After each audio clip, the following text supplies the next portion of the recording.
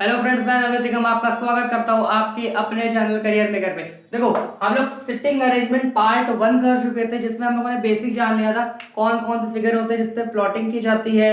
और north facing हो गया और साउथ फेसिंग हो गया। हम लोगों ने बात कर ली थी लेफ्ट राइट जो होता है, हम लोगों ने उसकी बात कर ली थी। आज हमारा इसका पार्ट 2 है, सिटिंग अरेंजमेंट हम लोग पार्ट 2 करने वाले हैं।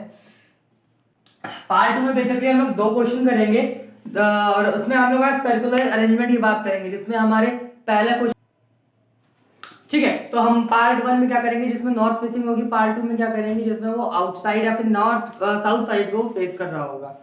ठीक है, देखो यार, क्वेश्चन को इंग्लिश में मैंने लिख दिया है, मैं क्वेश्चन को हिंदी में भी बोलता रहूंगा।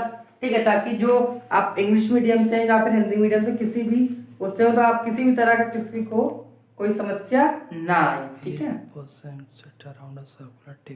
चलो देखो क्वेश्चन क्या लिखा हुआ है।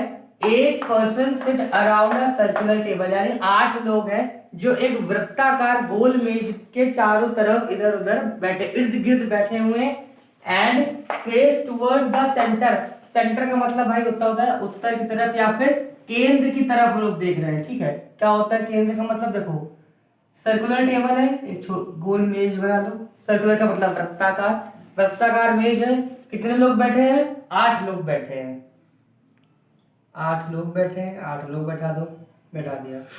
ये होता है वृत्त का सर्किल। वृत्त का केंद्र क्या होता है? वृत्त का केंद्र इस चीज को बोलते हैं, सर्कुलर टेबल का जो सेंटर होगा वो इसको बोला गया है। और एंड टुवर्ड्स द सेंटर मतलब केंद्र की तरफ सब लोग देख रहे हैं, यानी सबके मुंह कैसे हैं? सबके मुंह इस तरफ है।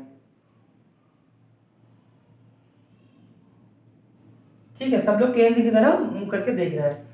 उसके बाद यहाँ पे हमारे आगे जो स्टेटमेंट है वो क्लूज को लिखे हुए हैं। अब मैं एक बात फिर से आपको रिकॉल करा दूं, मैंने आपको कल के वीडियो में और जो हमारा जो यानी जो पार्ट 1 था तो बताया था कि ये जो लाइन होती है, यानी ये जो अपवर्ड एरो होता है, ये नॉर्थ को यानी उत्तर दिशा को शो करता है।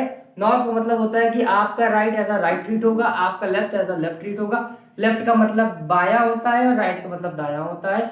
अगर यही जो एरो होगा, तीर जो होगा वो नीचे की तरफ होगा यानी डाउनवर्ड्स होगा, तो आपका राइट जो होगा वो एज अ लेफ्ट होगा और आपका जो लेफ्ट होगा वो एज अ राइट की तरह ट्रीट होगा।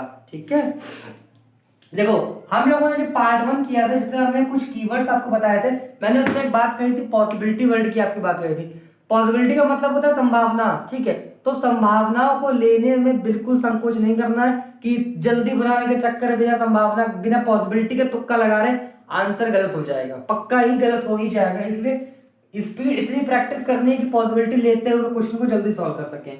तो हम लोग शुरुआत करते हैं यहाँ से। क्या लिखा है? 1 पर्सन सिट बिटवीन एस और जी, सॉरी सी और जी, यानी सी और जी के बीच में कितने लोग बैठे हैं? 1 लोग बैठे हुए हैं। देखो सभी के सभी लोग क्या हमारे सेंटर की तरफ देख रहे हैं, तो आप किसी भी एक को आप शुरू करने को कहीं से भी कर सकते हो, लेकिन जो सबसे बेस्ट है, जो आपके लिए कन्वीनियंट होगा, लाभदायक होगा, वो ये होगा कि आप यहाँ से शुरू करो। वजह पूछ लो क्यों? वजह इसलिए पूछ लो क्योंकि इसका जो मुंह है वो अपवर्ड से है, मतलब ये ऊपर की तरफ देख रहा है, तो आपका राइट इसका राइट हो जाएगा और आपका लेफ्ट इसका लेफ्ट हो जाएगा। सी और जी में से किसी भी एक को बैठा लो। मान लो मैं यहाँ पे मैंने जी को बैठा लिया। ठीक है, क्वेश्चन में क्या बोला है? 1 पर्सन सिट बिटवीन सी और जी, सी से जी के बीच में 1 लोग बैठे हैं। तो एक बार मैंने सी यहाँ रख लिया। अब माइंड में तुरंत आना चाहिए, क्या आना चाहिए कि अगर सी यहाँ बैठ सकता है तो सी बैठ तो यहाँ भी सकता है, तो किसी भी दिशा की डायरेक्शन की बात नहीं की गई है। अगर ये बात माइंड में आ रही है तो समझ लो कि सिटिंग अरेंजमेंट क्वेश्चन आराम से मार के ही आओगे तुम लोग। अब पॉसिबिलिटी आई है तो इस पॉसिबिलिटी के लिए हम लोग एक और मेज बना लेते हैं, फटाफट 8 लोग बैठा देते हैं उसमें। ये हमारे 8 लोग बैठ गए, सब लोग हमारे इनसाइड देख रहे हैं, यानी सब लोग हमारे केंद्र की तरफ देख रहे हैं। ठीक है, तो हमने जी यहाँ पे मान के रखा था, एक पॉसिबिलिटी में हमने सी यहाँ मान लिया, ये 2 पॉसिबिलिटीज है। ठीक है, हमारा पहला क्लू हो गया विद पॉसिबिलिटीज। उसके बाद क्या लिखा है? F sits third to the left of G, G के थर्ड लेफ्ट में क्या बैठा है? एफ बैठा है। जी हमारा किधर देख रहा है? नॉर्थ की तरफ देख रहा है, तो इसका लेफ्ट, ये इसका राइट हो जाएगा, ये इसका लेफ्ट हो जाएगा। अब एक बात मैं तुम्हें रटने के लिए नहीं कहूंगा, माइंड में रखने के लिए करूंगा, जो तुम्हारा समय बचाएगा। जब भी स्टेटमेंट ये कहे third to the left of G, कि यानी इससे वो इसके इतने लेफ्ट में है या वो उसके उतने राइट में है, तो जितना लिखा होगा उससे एक कम चलता है। देखो वजह बताइए क्यों एक कम चलता है। क्या बोला है कि जी के थर्ड लेफ्ट में एफ है, तो गैप ऑफ 2 के बाद एफ हो गया, पहला दूसरा तीसरा, यही बोला है कि जी के थर्ड लेफ्ट में क्या बैठा है, एफ बैठा है, तो जितना होगा उससे एक कम चलेंगे। यही चीज यहाँ भी कर ले रहे हैं, जी के थर्ड लेफ्ट में हमारा क्या हो जाएगा, एफ हो जाएगा, कोई दिक्कत नहीं है यहाँ तक। उसके बाद क्या बोला है, F sits opposite to B, F के अपोजिट का मतलब है कि एफ के विपरीत में बी बैठा है। कि मान लो कि अगर एफ हमारा यहाँ बैठा है तो बी कहाँ बैठेगा, उसके जस्ट नीचे बैठेगा। अगर एफ हमारा नीचे बैठा होता तो बी कहाँ बैठेगा, उसके इधर बैठेगा। अगर एफ हमारा इधर बैठा होता तो बी कहाँ बैठेगा, वो उसके इधर बैठेगा। विपरीत का मतलब, अपोजिट का मतलब ये होता है, ठीक है। तो एफ के अपोजिट क्या हो जाएगा, बी हो जाएगा। एफ का अपोजिट क्या हो जाएगा, बी हो जाएगा। उसके बाद लिखा हुआ है कि B who sits adjacent to H, कि हु जो होता है वो सेकेंड एलिमेंट के लिए, अपने पास वाले एलिमेंट के लिए रिप्रेजेंट किया जाता है। तो बी के संगत में क्या बैठा हुआ है, एच बैठा है। तो बी के संगत में यहाँ पे जी बैठ चुका, सी बैठ चुका, जगह नहीं बची, यानी ये संभावना क्या हो गई, रॉन्ग हो गए, गलत हो गए, काट दो। यानी आंसर कौन देगा, हमारा आंसर वो देगा।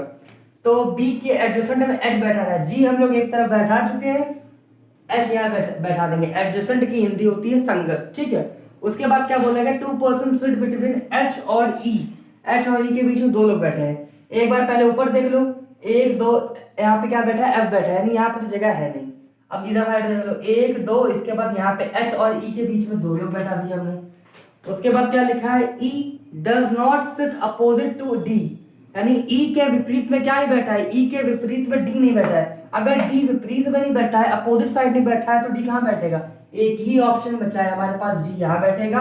और लास्ट एलिमेंट क्या बचा है, लास्ट एलिमेंट हमारा ए बचा हुआ है।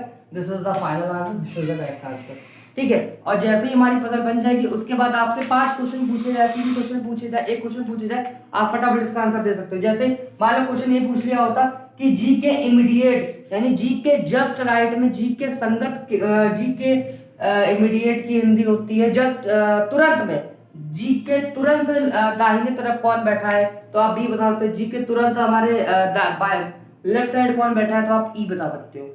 और सारा खेल होता है ये एक बार प्लॉटिंग करने का, एक बार प्लॉट कर लिया नंबर पक्के, ठीक है। फटाक से स्क्रीनशॉट ले लो, क्योंकि इस स्तर से ज्यादा ऊपर एग्जाम में पूछेगा नहीं, चाहे जीडी हो चाहे तुम्हारा एसएससी सीजीएल हो, क्योंकि उनका इतना प्राइमरी फोकस होता नहीं है। बट नंबर है तो हमें खींचना है। फटाक से स्क्रीनशॉट ले लो, एक क्वेश्चन और कर ले रहे हैं जिसमें हम लोग आउटसाइड करेंगे,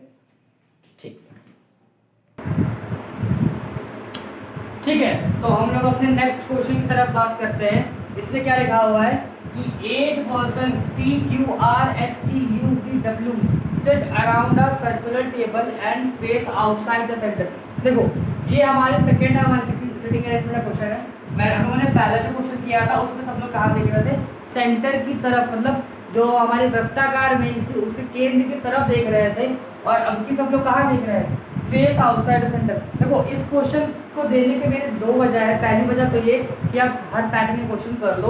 दूसरी ये हमारी वजह है कि आपको ये चीज़ बहुत अच्छे से पता होनी चाहिए कि जब आप क्वेश्चन को देखेंगे सबसे पहले आखिर किस चीज़ को ढूंढनी चाहिए। सबसे पहली चीज़ ये फोकस करना कितने लोग बैठे हैं, दूसरी चीज़ ये देखना कि किस तरह की मेज पे या फिर किस पे बैठाया गया है, और तीसरी चीज़ ये देखना कि इनसाइड फेस कर रहा है, मतलब केंद्र की तरफ मुंह करे हुए, केंद्र की बाहर मुंह करे हुए, ठीक है। शुरू करता है क्वेश्चन। क्या लिखा है कि 2 person sit between P and Q, कि P और Q के बीच में कितने लोग बैठे हैं, 2 लोग बैठे हुए हैं, ठीक है। तो सभी के सभी लोग हमारे आउटसाइड देख रहे हैं। अच्छा आउटसाइड देख रहे हैं, ओके। मैंने हम सबको इनसाइड दिखा दिया है। एक हम लोगों ने टेबल बना लिया है सर्कुलर, हम इनको फटाफट सबको आउटसाइड दिखा देते हैं। चलो भाई सब लोग केंद्र से बाहर देख लो फटाफट, सब लोग केंद्र से बाहर देख लिए। एक पॉसिबिलिटी और ले लेते हैं, क्योंकि पॉसिबिलिटी की नीड पड़ेगी ही पड़ेगी। कम से कम एक संभावना तो जगती है क्वेश्चन को करते समय। तो एक संभावना के लिए आप लोग तैयार रहिएगा मेंटली भी और टाइम के अंदर क्वेश्चन करने के लिए, ठीक है। तो क्या लिखा है कि 2 पर्सन सिट बिटवीन P और Q। मान लो अगर मैंने Q को मैं यहाँ प्लॉट कर देता हूँ, ठीक है। तो क्वेश्चन ने कहा है कि 2 लोग बैठे हैं, तो 1 और 2 के गैप में P यहाँ बैठा है। अब एक माइंड ये कहता है कि अगर P इधर बैठ सकता है तो P हमारा इस साइड भी बैठ सकता है, क्योंकि बिल्कुल सही बात है। अगर मान लीजिए मैंने जगह कहाँ पे थोड़ी सी कम है, बट एलिमेंट में ऐसे लिखूंगा कि आपको समझ में आए। क्यू यहाँ बैठा है और 2 के गैप में हमारा पी हमारा कहाँ बैठा हुआ है, पी हमारा इस साइड बैठा हुआ है। उसके बाद क्वेश्चन ने कहा है कि S sits second to the right of Q. देखो अब क्यू इधर है, इस बात को बहुत अच्छे से ध्यान रखना कि हमारा जो ये एरो है वो डाउनवर्ड है, मतलब इसका फेस किधर है, साउथ की तरफ है। तो आपका जो राइट होगा वो इसकी ऐसा लेफ्ट ट्रीट करेगा, और आपका जो लेफ्ट होगा वो उसके लिए एज राइट ट्रीट करेगा। और क्वेश्चन ने कहा है कि क्यू के हमको सेकंड राइट में जाना है, यानी क्यू का सेकंड राइट किधर हो जाएगा, इधर हो जाएगा, एस इधर आ गया।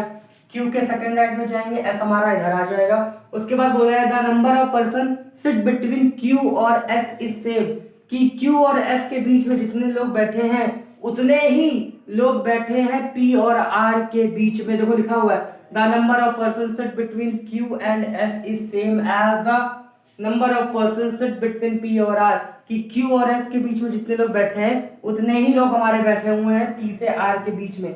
तो क्यू से एस के बीच में हमारा एक लोग बैठा है, तो पी से आर के बीच में हमारे कितने बैठेंगे, एक ही लोग बैठेंगे। अब देखो एक लोग हमारा इधर भी बैठ सकते हैं, एक लोग हमारे इधर भी बैठ सकते हैं। तो यानी इस क्वेश्चन को अगर हम सॉल्व करेंगे तो इससे एक और पॉसिबिलिटी निकल के आएगी। थोड़ा वेट करते हैं, होल्ड करते हैं, बस इस बात को अपने माइंड में रखना। अगर माइंड में भूल जाओ तो जो रफ शीट मिलती है उसमें साइड में यहाँ पे दिख लेगा कि पी और आर के बीच में हमारे कितने लोग बैठेंगे, हमारे पी और आर के बीच में एक लोग बैठेंगे। इस बात को ध्यान रखो। इस वाली पॉसिबिलिटी में चेक कर लो, यहाँ करोगे तो इधर हो जाएगा, यहाँ भी एक पॉसिबिलिटी निकल के आएगी। यानी हम लोग को थोड़ा इंतजार तो भैया करना ही पड़ेगा, वरना एक एक पॉसिबिलिटी और फूट पड़ेगी। आगे बढ़ते हैं, क्या लिखा हुआ है कि W sits to the immediate right of R, R के तुरंत राइट साइड में, मतलब दाएं तरफ कौन बैठा है, W बैठा है। अब हम लोग अपनी दोनों पॉसिबिलिटीज को चेक कर लेते हैं। P से R हमारा ये हो गया, और R के हमको इमीडिएट राइट में W बैठाना, लेकिन यहाँ पे Q बैठा है, यानी ये तो नहीं हो सकता। P से R हम यहाँ बैठा लेंगे, और R के इमीडिएट राइट में W बैठाना है, हमें W बैठाना है। तो यहाँ पे तो पॉसिबल है, यहाँ पे R कर लो, यहाँ पे W कर लो, कोई दिक्कत नहीं है। P से R हम इधर कर लेते हैं, R के इमीडिएट राइट में हमें W बैठाना है, लेकिन यहाँ S पहले से बैठा हो तो नहीं हो सकता। P के इमीडिएट राइट में हम लोग यहाँ चले गए, P से R के बीच में एक का गैप हो गया, और R के इमीडिएट राइट में W बैठाना है, तो W हमारा यहाँ बैठ जाएगा। उसके बाद क्वेश्चन स्टेटमेंट ने कहा कि the one who is opposite to U, कि U के जो विपरीत बैठा है, sits immediate right of V, जो U के अपोजिट बैठा है वो किसके इमीडिएट राइट में है, वो V के इमीडिएट राइट में है। हमारे पास U भी नहीं है, V भी नहीं है, रुको कुछ ना कुछ थोड़ा सा सब्र करते हैं। V के इमीडिएट राइट में हमें बैठाना है, U के जो विपरीत में है वो V के इमीडिएट राइट में है। एक ही पॉसिबिलिटी जगह यहाँ पे पॉसिबल है कि U के जो विपरीत बैठा है वो V के इमीडिएट राइट में है, U के जो विपरीत बैठा है वो V के इमीडिएट राइट में, खाली यही पॉसिबल हो सकता है, और कहीं यहाँ पे चीज संभव नहीं है। इसमें चेक कर लो, इसमें हम लोग जब चेक करेंगे तो किसी का विपरीत खाली नहीं है, इसके अपोजिट में भी लोग बैठे हैं, इसके अपोजिट में भी लोग बैठे हैं, और तो यानी ये पॉसिबिलिटी तो मे भी बन सकती है। देखते हैं, U के जो विपरीत में बैठा है उसके नहीं बन सकती है, ये पॉसिबिलिटी तो नहीं बन सकती भाई। उसके बाद क्वेश्चन ने क्या कहा, Q does not fit adjacent to V, Q और V हमारा यहाँ बैठ चुका है, नहीं आंसर तो हमारा यही ही देगा। चलो अच्छा देखते हैं, Q और V हमारा आंसर तो यही देगा। तो the one who is opposite to U, जो हमारे U के विपरीत बैठा हुआ है। ओके ठीक है, ये देखो जो हमारा U के अपोजिट बैठा हुआ है, जो हमारा U के अपोजिट बैठा हुआ है वो किसके इमीडिएट राइट में है, वो V के इमीडिएट राइट में है, वो V के इमीडिएट राइट में है। जो U के अपोजिट बैठा हुआ है वो हमारा, जो U के अपोजिट बैठा हुआ है वो हमारा V के इमीडिएट राइट में है। मुझे लग रहा है क्वेश्चन की पॉसिबिलिटी में कुछ अंतर है। जो U के इमीडिएट राइट में बैठा है तो ठीक है, V इधर हो जाएगा, U के जो इमीडिएट राइट में उसके इमीडिएट राइट हो जाएगा, और लास्ट बट्टा T, ठीक है। तो ये जो हो गया क्वेश्चन का फाइनल आंसर हो गया, ठीक है हमारा। तो ये पॉसिबिलिटी इससे गलत हो गई थी, Q और V हमारे इमीडिएट संगत नहीं बैठने थे। क्वेश्चन ने पहले कहा था कि Q does not sit adjacent to V Q, और जो वी हमारे एक साथ नहीं बैठेंगे, इसलिए जो क्वेश्चन हो गया था वो हमारा गलत हो गया था। काफी गर्मी है वैसे। चलो ठीक है, तो ये हमारा यार आज सिटिंग अरेंजमेंट का पार्ट 2 रहा, जिसमें हम लोगों ने सर्कुलर अरेंजमेंट की बात कर ली थी। अब हमारा जो नेक्स्ट वीडियो होगा उसमें हम लोग बेसिकली लीनियर अरेंजमेंट की एक सीधी रेखा में कुछ लोगों को बैठाया जाता है, हम लोग उसकी बात कर लेंगे। और तो तब अभी के लिए इतना ही। तो भैया अगर चैनल पे नया हूं तो सब्सक्राइब करो, वीडियो को लाइक करो, शेयर करो, कमेंट करके बताओ कि सिटिंग अरेंजमेंट की सीरीज कैसी लग रही है। तो तब तक के लिए धन्यवाद, शुक्रिया।